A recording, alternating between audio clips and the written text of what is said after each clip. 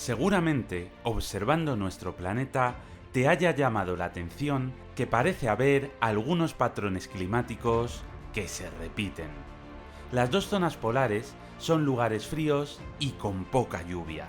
A continuación, tanto en el norte como en el sur, existe una franja de color verde muy intenso, que tiene grandes precipitaciones.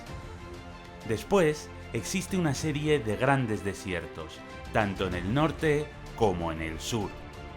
Y finalmente, el Ecuador vuelve a ser una zona de un verde intenso, con enormes precipitaciones. Esta distribución simétrica desde el Ecuador hacia los polos no es fortuita. Hoy vas a entender por qué se produce. Hoy vamos a estudiar la circulación general atmosférica. La circulación general atmosférica es un modelo que explica los principales movimientos de las masas de aire a escala planetaria. En el siglo XVIII, Hadley logró explicar los principales movimientos de aire de la Tierra. Fijándose en que los vientos alisios soplaban hacia el Ecuador, elaboró un modelo en el que explicaba que en las zonas ecuatoriales, donde el calentamiento del aire es mayor, el aire se elevaría por convección térmica hacia las capas altas de la atmósfera. Allí se enfriaría e iría cayendo lentamente mientras se desplazaba hacia los polos, donde iniciaría su largo camino de vuelta al Ecuador. Esta gran corriente de convección es lo que llamamos una célula atmosférica. Pero este movimiento no sería totalmente recto, sino que estaría ligeramente desviado. Como en el hemisferio norte los alisios soplan hacia el suroeste y en el sur soplan hacia el noroeste, Hadley propuso que la rotación terrestre sería responsable de su dirección. En superficie, los vientos se desviarían hacia el oeste, mientras que en el camino de vuelta hacia los polos se desviarían hacia el este, compensando el ciclo. Es decir, según Hadley, en superficie los vientos se desviarían hacia el oeste, mientras que tras subir a las capas altas de la atmósfera se desviarían hacia el este, cerrándose así un ciclo en diagonal que compensaría la dirección de los vientos a lo largo de todo el planeta. Hadley no acertó del todo con su explicación, pero entendió a grandes rasgos la circulación general atmosférica y sentó las bases para que, tiempo después, pudiera ser descrito con precisión. Este sistema es una explicación unicelular, es decir, con una sola célula, de la circulación general atmosférica. En el siglo XX, Rossby completó la explicación con un sistema tricelular, tras darse cuenta de que el sistema unicelular de Hadley presentaba algunas limitaciones. Rossby enlazó el efecto Coriolis con el desvío de los vientos alisios, percatándose de que el desvío hacia el este a lo largo de todo el planeta complicaba mucho que solo existiera una única célula atmosférica. Rossby también se dio cuenta de que, para que el rozamiento de los alisios no ralentice la rotación de la Tierra, debería existir una contraparte que sople en dirección opuesta, manteniendo el sistema en equilibrio. Así que Rossby propuso un modelo basado en 3 células atmosféricas, que irían desde los polos hasta el Ecuador. Vamos a verlas con una simplificación de solo un cuarto de la Tierra, que llega desde el polo norte hasta el Ecuador. La primera célula, la de Hadley, en honor a Hadley, se encuentra entre los 5 y los 30 grados de latitud. La zona ecuatorial, que se encontraría entre los 5 grados de latitud norte y sur, y que recibe una enorme radiación solar, se caracteriza por la evaporación de grandes cantidades de vapor de agua, lo que genera un movimiento convectivo de aire hacia la capa superior de la troposfera. tal y como había propuesto Hadley. Esta zona es, de lejos, en la que más agua se evapora de todo el planeta. Cuando los alisios que vienen del norte y del sur se encuentran, se produce un choque de frentes cálidos, y uno de ellos se ve obligado a ascender, provocando grandes tormentas y lluvias. Este choque de frentes cálidos se produce prácticamente todos los días. Por eso, en las zonas de clima ecuatorial suele llover casi todas las tardes. De hecho, en este mapa de las precipitaciones a nivel mundial, podemos ver que la zona ecuatorial es la más lluviosa del planeta. Esta es la razón por la que las zonas ecuatoriales son tan lluviosas. La alta radiación solar provoca una enorme evaporación. Y esta evaporación genera frentes húmedos y cálidos, que al chocar entre sí provocan enormes precipitaciones. El aire cálido, pero ya apenas húmedo, que logra ascender, se mueve en las capas altas de la troposfera hacia la latitud 30, donde cae de nuevo a la superficie.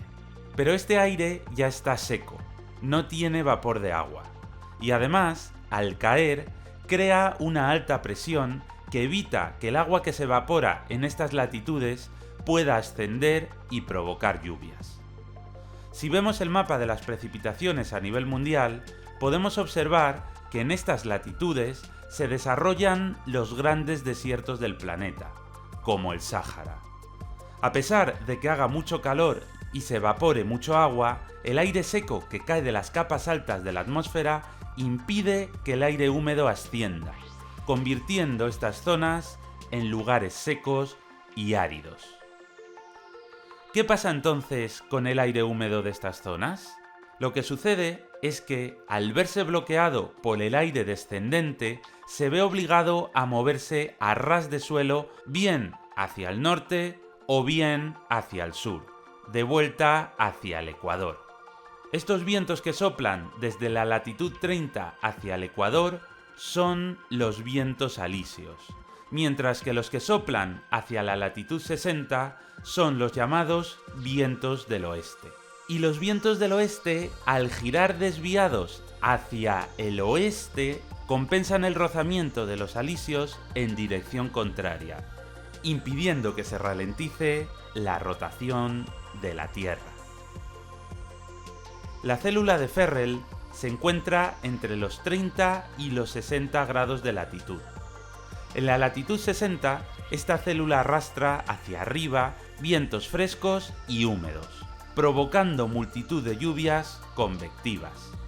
Estas lluvias se producen, básicamente, al chocar las masas de aire frías que proceden del norte con las masas de aire más cálidas que vienen del sur. El aire fresco, pero ya apenas húmedo, que logra ascender, se mueve a través de las capas altas de la atmósfera hacia la latitud 30, donde coincide con los vientos cálidos y secos que vienen del Ecuador a través de la célula de Hadley, donde caen de nuevo a la superficie. Pero otra parte se mueve hacia el polo, donde entra en la célula polar. Así que, finalmente, tenemos la célula polar, que se encuentra entre los 60 y los 90 grados de latitud. En la latitud 60, en la zona de convergencia con la célula de Ferrel, los vientos frescos y húmedos chocan con los vientos fríos y secos de la célula polar. Parte del aire fresco, pero ya apenas húmedo, que asciende en la latitud 60, es movido por la célula polar hacia la latitud 90, donde termina de enfriarse y cae de nuevo a la superficie. Una vez que pierden altura, estos vientos fríos y ya muy secos se desplazan a ras de suelo de vuelta hacia la latitud 60. Estos vientos que vienen del norte son llamados vientos polares del este. Pero esto no es todo. Hasta ahora hemos visto las tres células, pero queda un elemento importantísimo: el jet stream. El jet stream se descubrió en torno a la Segunda Guerra Mundial. Los pilotos norteamericanos reportaron que, en los vuelos sobre el Océano Pacífico tras bombardear Japón, se encontraban con una potente corriente que iba en dirección este. Los japoneses la habían descubierto poco antes de la guerra, y la utilizaron para cargar globos meteorológicos con material incendiario, que debían cruzar todo el Océano Pacífico y caer sobre la costa oeste de Estados Unidos, provocando grandes incendios forestales. El plan japonés fracasó, y tras el final de la Segunda Guerra Mundial y el desarrollo de los aviones a propulsión, el Jetstream comenzó a ser usado por la aviación civil para cortar los viajes hacia el este. Un Jetstream, o corriente en chorro, es una gran corriente de aire situada a unos 12 kilómetros de altitud que gira de oeste a este a gran velocidad. El Jetstream está situado en la tropopausa, en la unión entre dos células atmosféricas. El Jetstream tropical se sitúa entre la célula de Hadley y la de Ferrel, y la verdad es que tiene poca importancia climática. Pero el Jetstream polar, situado entre la célula de Ferrel y la polar, es importantísimo. El Jetstream polar está siempre en continuo movimiento, serpenteando un poco más al norte o al sur, dependiendo de la época del año. El Jetstream polar es fundamental para el tiempo de las latitudes templadas, como Norteamérica o Europa, ya que no siempre discurre en línea recta, sino que a veces traza itinerarios más sinuosos, desplazándose hacia el norte, hacia el sur o partiéndose en dos, afectando directamente a las masas de aire que se sitúan en superficie. Se trata de la clave maestra de la circulación general atmosférica, ya que de sus interacciones dependen la mayor parte de las lluvias de todo el hemisferio. Cuando el Jetstream retrocede hacia el polo, forma una dorsal, un espacio que puede ser ocupado por una masa de aire caliente procedente del sur. Si el Jetstream avanza más de lo normal hacia el sur, se forma una vaguada, que acabará transmitiendo el frío al aire situado debajo. Estas vaguadas pueden acabar desgajándose de la corriente y quedarse aisladas girando sobre sí mismas, produciéndose entonces una dana o gota fría.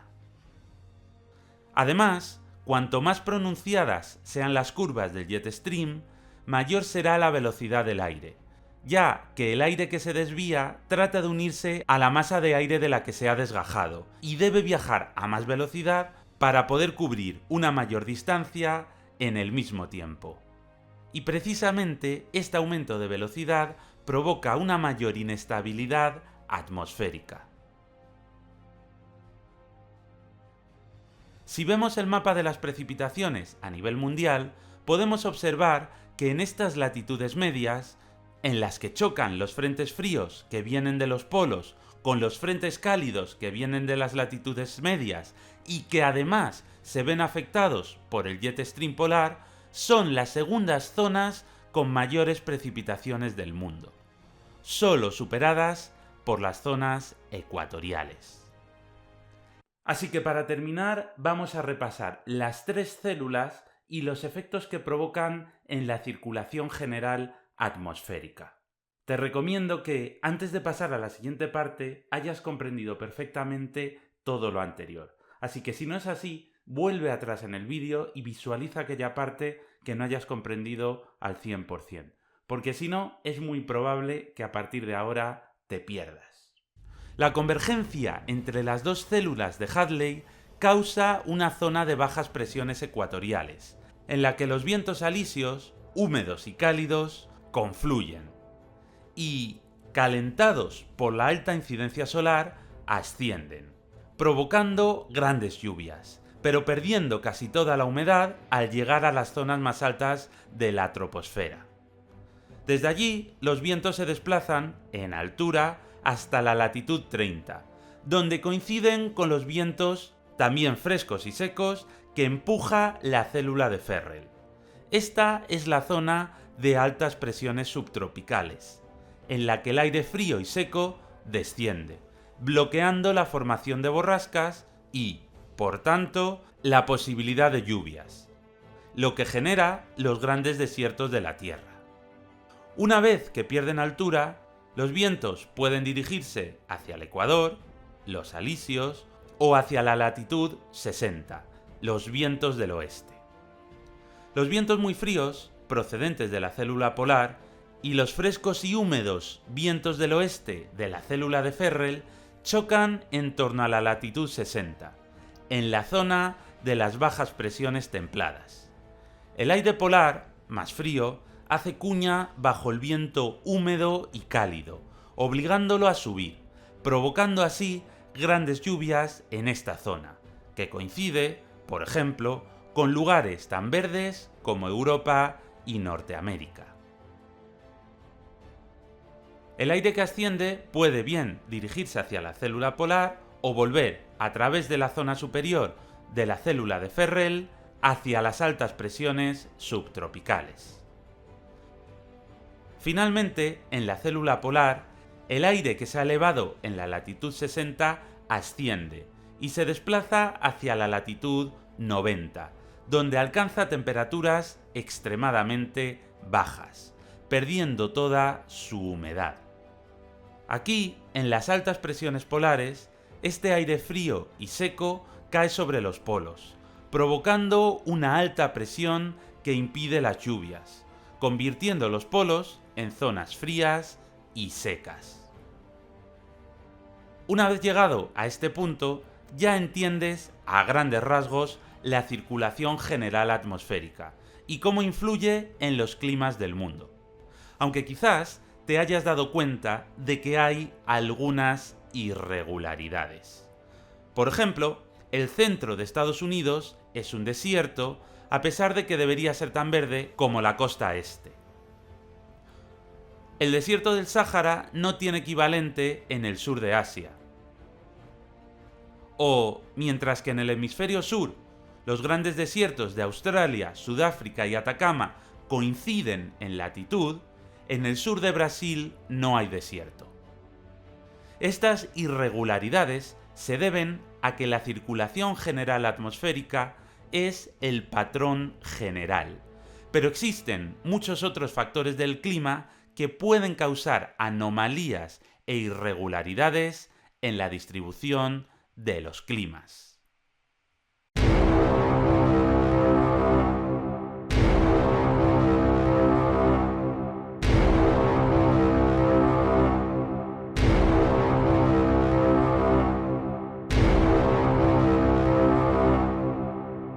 Es muy posible que si has llegado hasta aquí te interese ver otros vídeos de geografía e historia, así que te recomiendo que te suscribas al canal. Incluso si eres docente, también, porque tienes perlitas para que vean tus alumnos. Y si estás estudiando para ser docente, te recomiendo que te veas la playlist específica para las oposiciones de geografía e historia. Si te ha sido útil, dale un buen like y comenta, y pásaselo a quienes creas que puede interesarle. Muchas gracias y un saludo.